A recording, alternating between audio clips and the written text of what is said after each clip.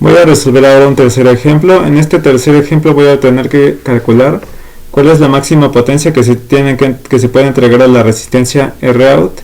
Y si, como inciso B, si la resistencia Rout es de 3 kΩ, ¿cuál es la potencia que se le va a entregar a esta? En ese circuito puedo darme cuenta que tengo lo que son tres fuentes de voltaje independientes. Entonces lo que voy a hacer como primer paso es encontrar el equivalente de Thevenin de este circuito.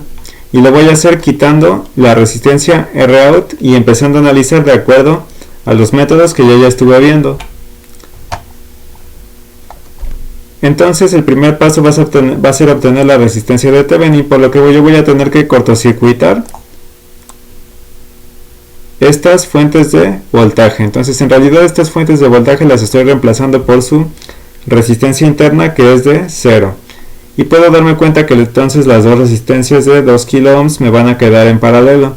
Al momento de hacer estas dos resistencias en paralelo me va a quedar una sola resistencia de 1 kΩ y esta va a ser mi resistencia de Thevenin. El siguiente paso que tengo que hacer es obtener el voltaje de Thevenin, y este voltaje de Thevenin va a ser el que yo mida entre esta terminal de aquí y esta terminal de acá. Entonces yo tengo que saber cuál es el voltaje en esta resistencia de 2 kΩ. Ahora, bueno, voy a hacer lo siguiente, voy a marcar también otra corriente aquí, I2, aunque en realidad esta corriente I2, si analizamos con cuidado, esta corriente I2 va a ser de 0. ¿Por qué razón va a ser de 0? Bueno, porque en esta segunda malla tengo un circuito abierto, y yo sé que a través de un circuito abierto no va a circular ninguna corriente. Por lo tanto, esta corriente I2 va a ser de 0. Planteando la ecuación para la primera malla, lo que voy a hacer es que voy a empezar a recorrerla. Entonces tengo 2K por I1 más 20 volts más 30 volts más 2K por I1 va a ser igual a 0. Y al final me queda esta ecuación. Y si termino de reducirla, me va a quedar una corriente I1 de menos 0.0125 amperes. Ahora, alguno pudo haber dicho que en esta resistencia de 2 kΩ pudo haber una resta de corrientes, pero no va a ser el caso. ¿Por qué? Porque, en realidad yo pude haber dicho sí, atraviesan dos corrientes que son I1 e I2. Entonces, podría decirse que sería la corriente que atraviesa esa resistencia. Al analizar la malla 1 sería I1 menos I2. Pero yo ya me había dado cuenta que la corriente I2 era de 0. Entonces simplemente se va a quedar como I1, la corriente que atraviesa por esa resistencia. Entonces la corriente me queda de menos 0.0125 amperes.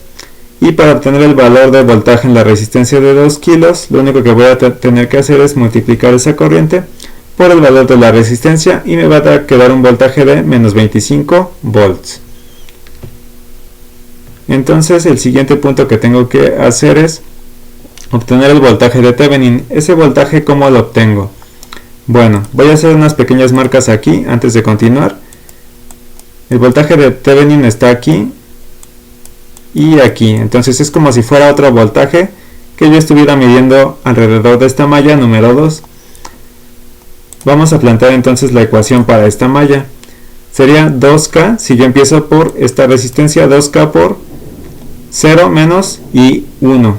Entonces, ¿por qué este 0 menos I1? Bueno, lo voy a poner como si aquí estuviera la corriente I2, entonces sería I2 menos I1. Pero recuerden que la corriente I2 es de 0 porque estoy analizando una malla que tiene un circuito abierto. Por esta razón se va a quedar de esta manera. Si sigo recorriendo la malla me van a quedar menos 30 volts más 40 volts más el voltaje de Thevenin, porque lo puedo poner también aquí, voy recorriendo la malla en este sentido y la voy recorriendo en este sentido, más el voltaje de Thevenin igual a 0. Entonces el voltaje de Thevenin finalmente me va a quedar de menos 35 volts. Ya tengo el voltaje de Thevenin y ya tengo también la resistencia de Thevenin. Lo único que tengo que hacer es sustituir los datos en esta fórmula y me va a quedar un valor de 306 miliwatts.